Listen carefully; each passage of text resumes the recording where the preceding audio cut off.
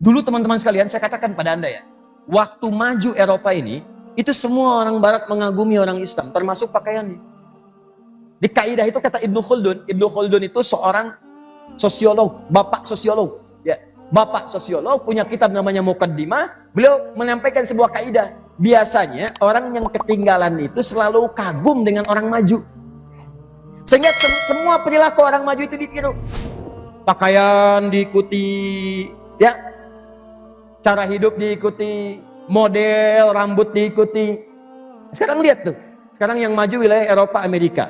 Semua kadang-kadang kalau pengen dilihat maju itu diikutin tuh. Padahal di sananya belum tentu disebut maju. Silakan cek. Sana pakai dasi, sini pakai dasi. Sana pakai jas, sini pakai jas. Sana rambutnya dicet, ikutan dicet, ya. Coba tuh. Kadang ada bagian tertentu yang tidak paham pun diikuti juga. Yang paling bahaya adalah sesuatu yang tidak dipahami itu dampaknya buruk tiba-tiba diikuti.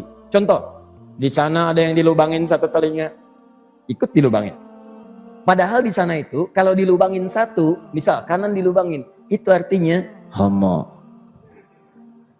Artinya homo. Kalau lubangin satu. Kalau dua-duanya dilubangin, homo yang satu ini sudah bergaul dengan homo yang lain. Tuh. Diikutin di sini lubangin satu. Ini yang paling bahaya. Makanya Nabi jauh-jauh hari bikin ketentuan. Man tashabbaha biqaumin fahuwa minhum. Orang-orang yang menyerupai orang yang tidak jelas, kebiasaan yang tidak diketahui, ujung-ujungnya bisa mengikuti perilakunya. Makanya orang-orang ini ketika membuat sebuah keadaan yang tidak benar, diikuti kemudian pada yang tidak dia ketahui, perilakunya ikut diikutin. Silakan Anda cek. Kalau udah mulai Anda menindik sesuatu, melubangi sesuatu, kemudian mengecat dengan tidak benar dan sebagai diikuti semua itu, maka perilakunya pun akan otomatis akan terikuti. Ini yang disampaikan oleh Nabi jauh-jauh hari. Nah dulu situasi itu tertukar. Orang Eropa kagum dengan orang Islam. Pakaian yang paling dikagumi bukan yang seperti sekarang. Mereka itu akan senang menggunakan jilbab bu yang perempuan. Jadi kalau nggak pakai jilbab, rasanya nggak modern. Tuh, orang Eropa dulu. Anda buka file-file, Google, tanyakan Google. Klik Google. Tampilkan gambar misalnya. Ya, Ratu Eropa di zaman-zaman masa abad 19. Muncul gambarnya. Anda lihat yang di Polandia, Anda lihat bahkan yang di Inggris. Ya, keturunan Elizabeth yang sebelumnya tuh, sebelumnya Anda silahkan cek, pakai kerudung. Kalau nggak percaya silahkan. Tuh, sampai jatuh kaget. Ya, pakai jubah. Dikagum. Kalau nggak pakai jubah itu nggak modern. Kalau nggak pakai gamis nggak modern. Kalau nggak pakai jilbab nggak modern. Itu gambarannya tuh saking dahsyatnya pengaruh orang Islam pada saat itu, maka semua perilakunya diikuti dan tidak pernah menampilkan yang aneh-aneh. Kalau pakaian itu silahkan sesuai modelnya, nggak ada ikatan. Ya mau pakai batik silahkan, pakai baju gamis silahkan, sepanjang bagi umat Islam menutup aurat. Tapi yang saya bincangkan sekarang adalah kemajuan pada saat itu menjadikan Eropa di sekitarnya kagum sehingga mengikuti semua perilaku orang Islam pada masa itu, termasuk gaya dan modelnya. Itu sudah hukum, siapa yang maju itu yang diikuti. Bahasa Arab, jadi bahasa paling hebat. Jadi kalau nggak bisa bahasa Arab itu bukan orang maju. Hai, how are you? Orang terbelakang. Kaifa haluk? Itu maju. Dulu begitu. Jadi kalau good morning, bosan. Assalamualaikum, maju nih, maju. Jadi semua kalimat-kalimat pada saat itu diikutin, bahasa Arab diikutin, terjemahan dianggap orang yang bersentuhan dengan ini maju. Itu sudah kaidah, Sama sekarang juga begitu. Begitu yang majunya Eropa, bahasa Inggris yang dipakai, kan sekarang kalau nggak ke Inggris-Inggrisan kayaknya nggak maju. Bahkan yang paling aneh, kalau pakai bahasa Inggris harganya ikut naik. Orange juice 20.000, es jeruk 5.000. Pesen jus alpukat berapa? 7.000. Avocado 30.000. Tuh. Jeruk nipis peras berapa? 2.500. Jennifer 25.000. Jennifer jeruk nipis peras. Wah. Kalau pakai es, lop es. Nah, ini dulu begitu tuh. Nah, sampai tidak sadar umat Islam itu sudah naik maju. Nah, ini hukum kedua kata Ibnu Khaldun. Kalau orang sudah kebanyakan maju tapi meninggalkan aspek spiritualitasnya, maka dia tidak punya kontrol, nggak ada rem dalam dirinya. Maka yang terjadi nafsu semakin kuat. Kan rumus di Quran itu cuma dua, ada takwa, ada nafsu. Quran surah 91 ayat 7 sampai 10. Ya, wa nafsi wa ma sawwaha fa alhamaha fujuraha wa. Nah, di kita itu ada fujur, ada takwa. Fujur nama lain nafsu. Jadi kalau takwanya naik, nafsu ditekan. Nafsunya naik, takwa ditekan. Takwa itu jiwa kebaikan. Jujur ada di takwa, adil ada di takwa, perhatian ada di takwa, ketaatan ada di takwa. Makanya ini selalu memberikan bisikan kebaikan pada kita. Kalau nggak percaya silahkan. Antum saat azan berkumandang, jiwa ini akan berkata, cepat sudah azan. Bahkan kalau dorongannya kuat, sebelum azan udah bisikin, sebentar lagi azan. Sebentar lagi azan. Sama, dia pun mencegah kemungkaran. Jadi begitu dikerjakan kemungkaran, ya akan tersirat misalnya, ini akan protes. Antum keluar dari sini, tiba-tiba terfikir misalnya untuk ganti sendal. Ya, cuman di depan masjid ganti sendalnya. Ya, mana sendal saya ya? Mana sendal saya ya? Gitu kan? Oh ini dia. Padahal ke masjid gak pakai sendal misalkan. Nah, begitu akan dipakai, maka hati kecil dari takwa itu akan berkata, itu bukan punya kamu. Jangan. Begitu kamu gunakan, bagaimana kalau diwafatkan oleh Allah? Wafat dalam keadaan sedang menggunakan sendal orang lain, itu maksiat. Ayo sayang, masa pulang dari taklim dapat pahala tiba-tiba maksiat? Oh ya Allah, ampuni dosa saya. Balik lagi, lebih baik saya jalan tidak menggunakan sendal daripada saya jalan menggunakan bagian dari bara neraka. Wah, begitu di jalan misalnya, kata DKM, begitu muncul nilai ketakwaan, maka Allah akan gerakkan orang lain untuk bisa memberikan yang terbaik. Mas, kemana sendalnya? Ah, nggak apa-apalah, sendal itu urusan dunia, nggak apa-apa, jalan aja. Jangan begitu, jangan begitu. Ini pakai dulu aja sendal yang ada. Nggak usah, nggak usah. Ya udah kalau begitu jalan aja. Salah. Telat gitu. Nah, terus dikit lagi. Jadi teman-teman sekalian, ini yang terjadi. Tapi kalau fujurnya, nafsunya naik, takwa nggak pernah dilatih nih. Maka nafsu yang naik. Ya, latihan takwa itu pakai ibadah. Makanya semua ibadah itu menggunakan akhir tujuannya dengan takwa. Salat itu untuk meningkatkan takwa. Makanya orang takwa cirinya salat. Al-Baqarah ayat 2 dan 3. Dzalikal kitabu la raiba fihi hudalil. Siapa mutakin di situ ayat 3-nya? Alladzina yu'minuna bil ghaib wa yuqimunas salat. Puasa buat melatih takwa. Al-Baqarah ayat 183. Ya ayyuhalladzina amanu kutiba alaikumus ya kama kutiba alal ladzina min la'allakum takwa.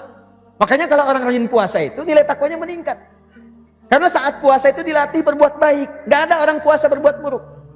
Saat puasa ibadah meningkat, kemungkaran dicegah. Orang puasa itu hebatnya puasa itu bisa menekan maksiat. Silahkan cek, gak ada orang puasa berbohong pun akan ditahan oleh orang puasa. Minimal kalanya. Ya diprovokasi akan balas.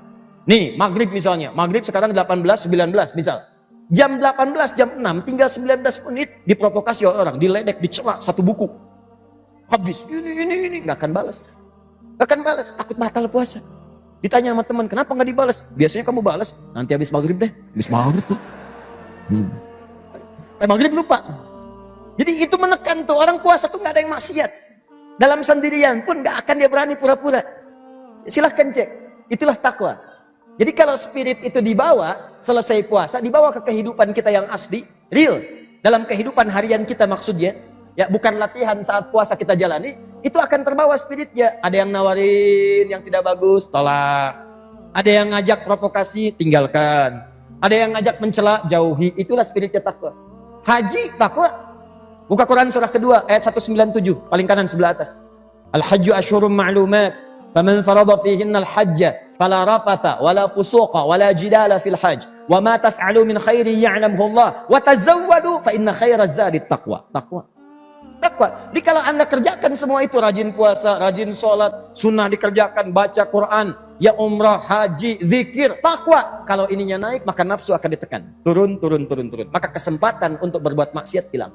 Makanya orang dulu itu termasuk dalam kekuasaan, itu nggak ada yang rebutan. Nggak ada sifat saling menghancurkan.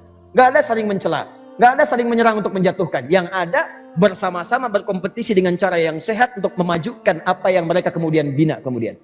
Di yang ditampilkan tuh visi, misi, hal-hal kebaikan, contoh, bahkan hebatnya ketika terjadi pemilihan, itu hampir semua nggak ada yang mau dipilih.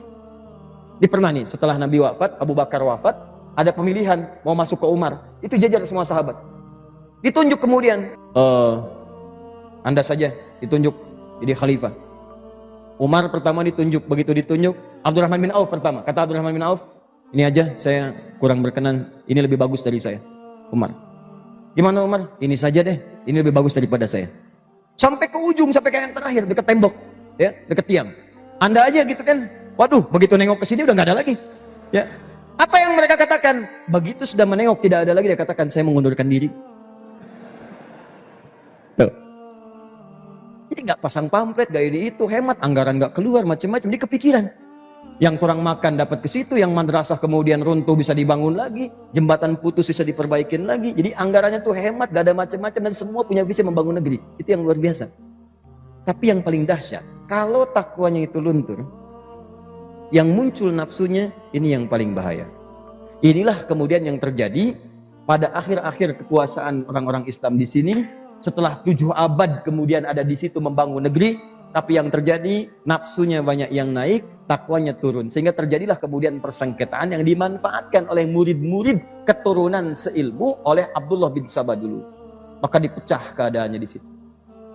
Mulai disisipkan rasa takut kalau kekuasaan itu akan hilang. Nanti kamu nggak bisa jadi raja lagi, statusnya turun. Ya, status turun. Dari raja turun jadi orang biasa. Kemudian nih lihat nih, ada orang-orang yang berpotensi menggantikan kamu. Nih lihat nih, kalau kamu begini nanti orangnya akan begini. Ah, ada lagi, mumpung lagi di atas, manfaatkan. Ini kan orang kaya, orang hebat, ayo, manfaatkan. Mulailah kemudian menyentuh sesuatu yang haram.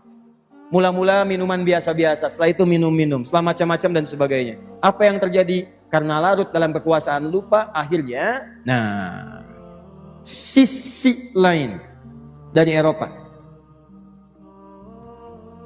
yang merasa orang Islam mengambil wilayahnya, akhirnya mereka menyiapkan serangan, kumpul, dipelajari, dilengkapi senjata dan sebagainya, diinstruksikan. Maka yang terbesar adalah menyatunya 2 faksi, yang satu dipimpin oleh seorang bernama Ferdinand, dan yang kedua seorang ratu bernama Isabella. Menyatulah 2 kekuasaan raja besar ini, 2 kekuatan, lalu mereka kemudian bersekutu, menghancurkanlah kemudian sisa terakhir, ya, kejayaan umat Islam di Spanyol yang berpusat di Granada. Maka dihancurkan habis.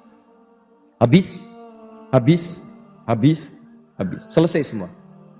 Yang paling dahsyat, ini yang paling memilukan, setelah semua kemudian dikeluarkan, tadinya ditipu dulu.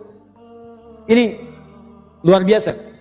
Jadi masuk ke raja yang terakhir, dikatakan kepada keponakannya, kalau kamu bisa mengeksekusi paman kamu ini, ya, maka kami akan berikan Granada, kamu aman. Ya, karena kekuatan kami lebih besar. Maka apa yang terjadi? Dia kemudian membawa senjata, membunuh pamannya. Setelah dibunuh, ternyata dia dieksekusi juga. Ya, apa jawabannya? Lihat, paman sendiri aja dibunuh, apalagi kita yang tidak punya kekerabatan dengan dia. Maka dieksekusi orang ini, habiskan semuanya, dan penduduk Spanyol, Andalusia yang muslim pada saat itu dipaksa. Anda pindah keyakinan pada saat itu, pindah keyakinan, kalau tidak kami eksekusi. Maka tidak sedikit kemudian yang dieksekusi. Antum silahkan cek dalam sejarah. Ada yang dimasukin ke roda, diikat begini di roda, rodanya diputar, habis semua tulang-tulangnya. Ada yang kemudian kepalanya dipancung, ada yang kemudian ditombak dari bawah sampai dengan ke atas, disimpan. Jadi dilukiskan darah umat Islam itu sudah masuk sampai dengan ke tumit pada saat itu, menyebar.